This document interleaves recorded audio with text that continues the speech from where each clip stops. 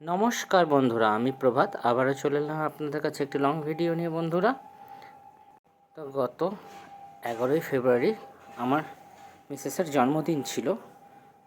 প্রত্যেক বছরের মতো এবারেও একটু ছোট্ট করে একটু আয়োজন করেছিলাম আমি, কিন্তু প্রত্যেক বছরের মতনই এবছরও সারপ্রাইজ দিতে গিয়ে আর সারপ্রাইজ রইল না। কেন রইল না আপনাদের পুরো ডিটেলসে বলছি। তো যেহেতু মিসেসের বার্থডে, তো আমি এবং আমার ভাইপো চলে গেছিলাম গোলবাজারে অল্প কিছু বিস্তর জিনিস কিনতে। যাই হোক, কেনাকাটা করে এসেছিলাম এবং সেটা অন্য জায়গায় একটা জায়গায় লুকিয়ে রেখেছিলাম।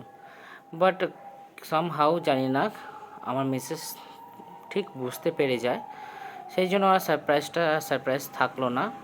ঠিক রাত 12:30টায় ওকে সারপ্রাইজ দিলাম, বাট জানি যাই হোক ও জেনেই গেছে, কিছু করার নেই আর। তো ছোট্ট করেই আয়োজন করেছিলাম। ঠিক রাত 12:30টায় কেকটা কাটা হলো খুব কম জনের মধ্যে, কারণ মা বাবা ঘুমিয়ে গিয়েছিল, তো মা বাবাকে আর রাত্রেবেলা ডাকিনি। তো আমরা আমাদের মধ্যেই করে নিয়েছি ব্যাপারটা। তো সকালে উঠে যাই হোক ওদেরকে কেক খাইয়ে দিয়েছিলাম। তো আমার ওয়াইফ তো ভীষণ খুশি। যাই হোক, ছোটোবেলা থেকে তো সেরকমভাবে ওর বার্থডে সেলিব্রেশন কোনো দিনই হয়নি, যা হয়েছে বিয়ের পর। তো এরকম ছোট্ট ছোট্ট খুশি নিয়েই মানুষ বেঁচে থাকে, আনন্দ পায়।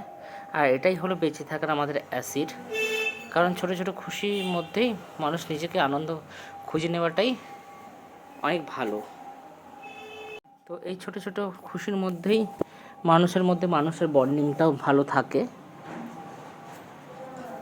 ছেলে মানুষরা সাধারণত বাড়ির বাইরে থেকে কাজ করি, তো যাই হোক খুব আমরা বাইরে থাকলে আমাদেরও মনটা ভালো থাকে। আর ঘরের যারা গৃহিণী ঘরের কাজ করে সবসময় ঘরে থাকে, তারা যদি এরকম ছোটো ছোটো খুশির মুহূর্তটা পায়, তাদের কাছে এটাই অনেক অনেক বেশি পাওনা, তাই না বন্ধুরা?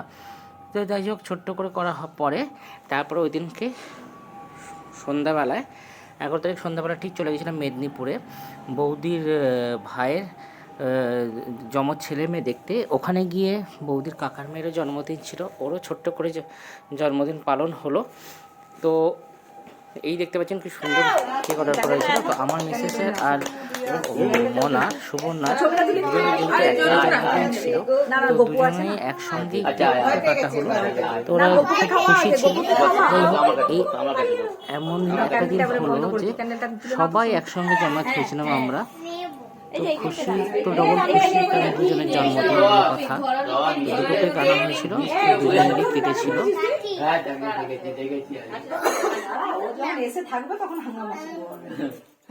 পরীক্ষা শেষ হয়ে গেছে,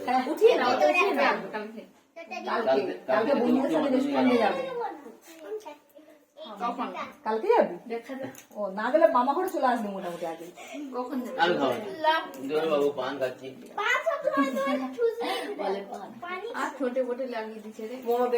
আর ওরকম করে খাওয়া দাওয়া তুই ভাগ করতো সবাইকে দিয়ে দে, তাড়াতাড়ি আমি ঘর যাবো। কত দূরে রাস্তায় যাবো, ঘরে তুমি আমার জানো না। বাবা রে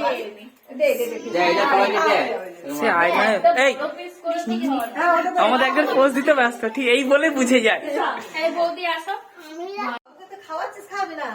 তাকাও, আচ্ছা ঠিক আছে।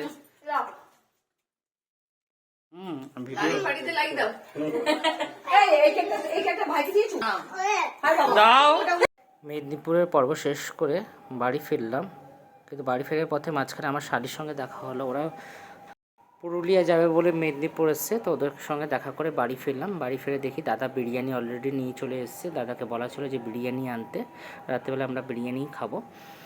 তো সবাইকে বিরিয়ানি খাওয়াচ্ছি। তো মজা লাগে এরকম ছোট্ট ছোট্ট আনন্দের মুহূর্তকে এনজয় করতে। জীবনে আবার কদিন থাকবো, কদিন বাঁচবো সবাই, তো যা আছে সবাই মিলেমিশে এবং আনন্দের মুহূর্তগুলোকে নিয়েই বাঁচি। তো সর্বশেষ সবার খাওয়া দাওয়া কমপ্লিট। যাই হোক, আমিও খেয়ে নিচ্ছি। ধরো আমার ভিডিও কেমন লাগলো আপনারা নিশ্চয়ই জানাবেন। দেখা হবে আপনাদের সঙ্গে আগামী ভিডিওতে। ধন্যবাদ বন্ধুরা।